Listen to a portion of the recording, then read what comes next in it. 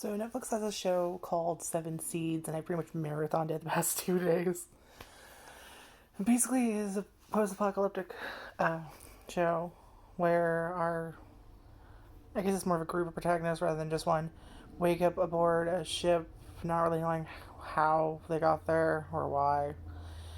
And see, I think we start out with what was it? Arashi, Natsu, Senimaru, and Miss Botan, who's supposed to be like the guide or whatever. And they wake up on the ship they're on is sinking, so like as soon as they're up, they gotta go. And basically there's two parts, so I guess two would it be 2 seasons. Again, if you've seen any of my videos, you know that Netflix confuses the hell out of me because they either do seasons or parts. So there are two parts to this one, which is 24 episodes, and they do have 2 trailers that you can watch if you're not sure. Yeah, let me get the actual description. Along with 3 others, Natsu wakes up with no idea what happened. The 4 of them reach an island and try to figure out a way to survive. So basically, this is, like I said, it's post-apocalyptic. The world has essentially ended. We're actually told in the first episode that an asteroid many kilometers wide hits the Earth along with a bunch of smaller ones, which basically kills everyone. And apparently scientists and the government knew this, so they put into plan. My dog hacking? No. They put in the plan. Nay, nay. Nay. Nay. Come here. Come here. Lay down. They don't stop hacking. Come on. She has her cough medicine. She just doesn't seem to learn that the more she moves, the more she coughs, whether she has the medicine or not. Anyway. So yeah. The government and scientists and all this kind of thing. What the hell? Something's like hair stuck to my fingernail, so I went to itch and I went tickled me anyway. So yeah, the government and scientists knew this, so they kind of put into plan survivors that would, like, they had these underground shelters and stuff for them to use. And is this the greatest anime I've ever seen? No, but actually I was surprised by how much I liked it. I didn't think I was gonna like it. I thought right away I'd be like 10-15 minutes in and then just like, nope, bye.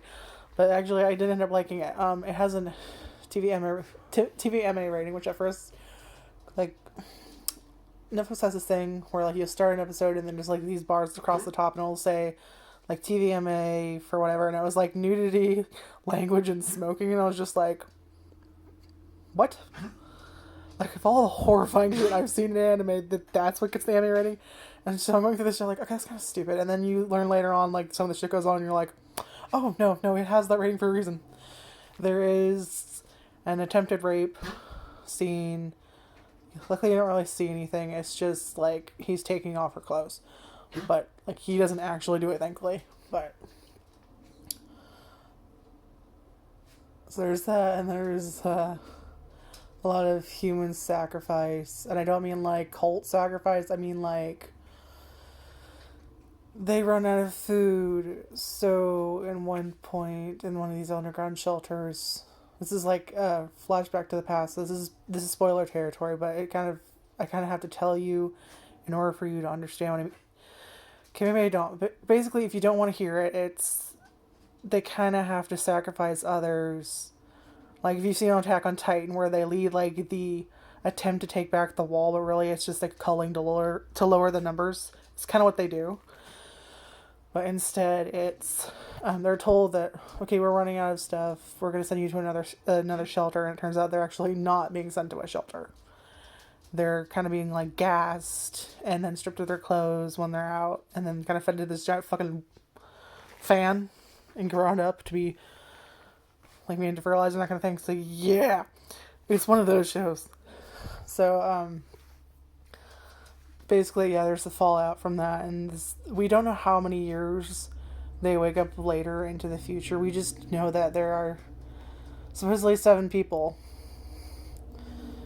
per team, maybe, I don't know. Like they say, it's got the 7 Seeds product, and we know that Team Summer A does have like 7 people, and then the first team we meet is actually just part of Summer B. But there's spring, autumn, winter, and then there's Summer A, Summer B. So Summer A are the elites. You don't meet them too much later. Summer B is kind of we get about like maybe half of their team that we meet at first, which is Natsu and Arashi and Zenimaru and Botan, sorry. It's like Botan. And we find out later they do meet the other teams, and it looks like they've all been released at different times. Like Team Winter has been surviving for 15 years, and you have Team Autumn who's like 13 years, and then we have Spring, I think maybe it was like 3 years or then our Autumn is like 3 years or something. And then the most recent ones we have Wake Up are Team Summer B, who they said they've been ready for like a few months. At one point they said, okay, it's been a few months now since we woke up. And basically it's kind of them surviving. They have no idea what's going on. They can't rely on maps because a fucking asteroid hit the Earth. Like, the terrain's not the same it was anymore. Like, they're actually at one point where they're like, okay, we're on the ocean, and they realize it's not an ocean, it's actually a giant fucking lake. But it's so big they thought it was the ocean.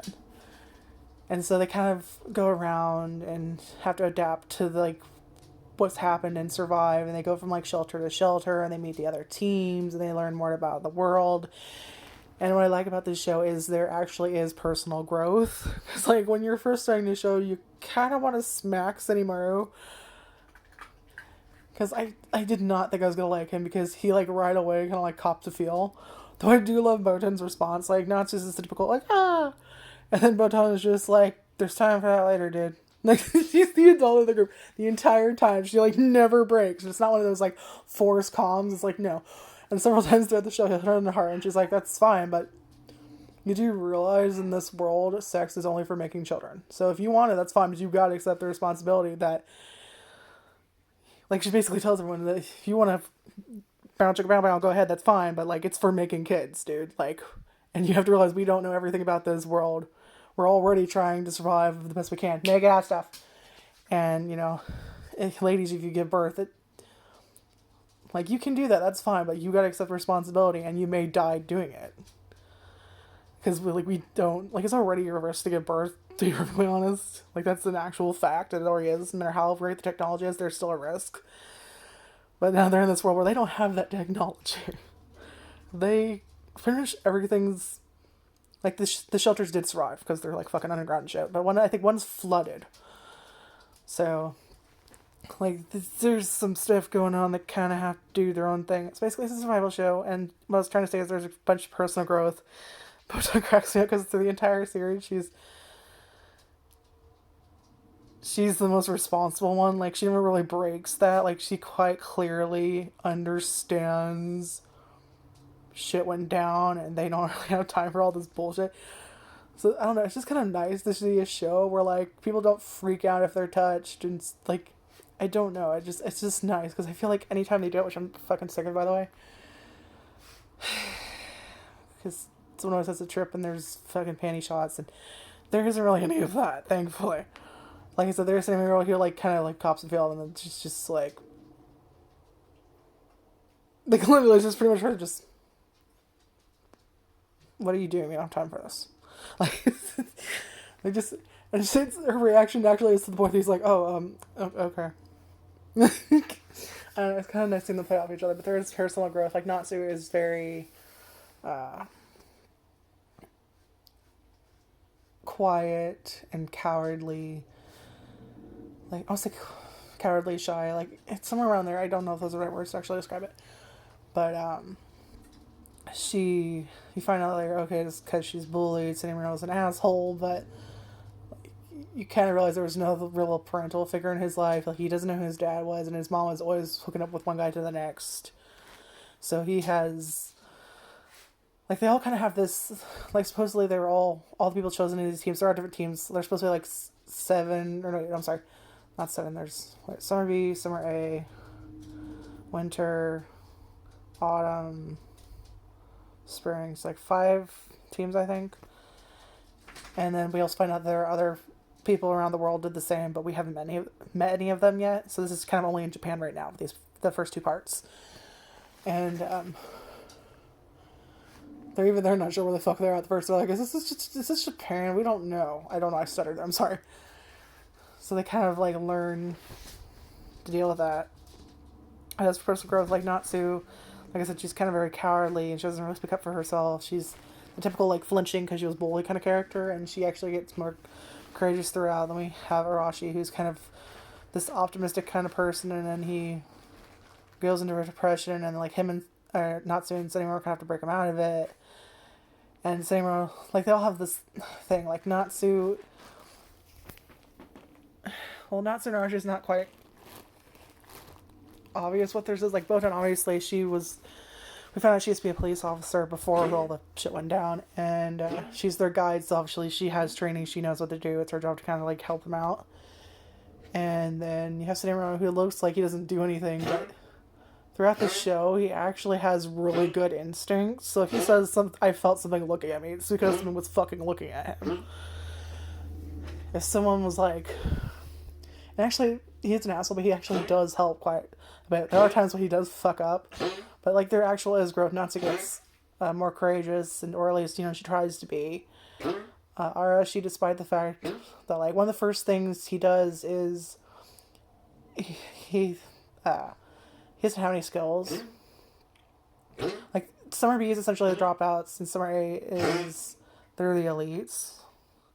Most of the really gory stuff is in a flashback with Summer A. And basically the standoff is not only just to survive an environment where you're not the top predator anymore, it's also how are the other teams going to react? Are they going to help you, or are they just going to avoid you, do their own thing, or are they come after you? So, it's a lot of... There are a lot of characters. You don't always get all the answers, but you do get enough to kind of understand what's going on, and like why this happened, why Summer A is the way it is, and how you can tell they're kind of picked for a reason. But another thing that's important to know is that one of the teams, Spring, Hana, is also an important character because she is Arashi's girlfriend, and you find out later that her parents had something to do with the shelters as well as Summer A. So there are some flashbacks. There is, like they said, there's that rape scene. Like she is not raped, and it's more of like. Actually, I won't spoil that, but I'd say like that one rapey scene or I guess attempted rapey scene, and the whole like people being ground up and used and that kind of thing is probably the worst of it. But yeah, it's actually pretty good. Like I said, I was not expecting to like it, and then like 2-3 days I was marathoning this. Like if I wasn't watching YouTube, pretty much I was watching this. And I liked it. I'm assuming there's going to be a third part, because it definitely looks like they leave off for a third part. By the end of the 2 parts, Hana and Arashi do know that the others are in this, Arashi and Hana, they know that each other is in this world they've survived. So now they know they're part of the other teams. They're kind of trying to find each other and live at the same, trying to survive at the same time. So it's a little bit of survival. I would say it's like an adventure, action, touch of mystery, drama kind of a thing. And they kind of try to like add a little comedy, but I would say it's very few and far between. Like, it's not a show you're supposed to laugh at it. It's actually supposed to be taken seriously. Anytime there's anything funny, it's usually fucking Senimura that's trying to do some shit. Like, they actually do a talent show an episode, and then it's fucking god-awful. Like, him and Natsu do a routine, and it's so bad. Maybe that's why they're laughing, but you're just like, that's not funny, but good try. Good try. I appreciate you trying. But I really like this show, so I'm gonna keep up with it.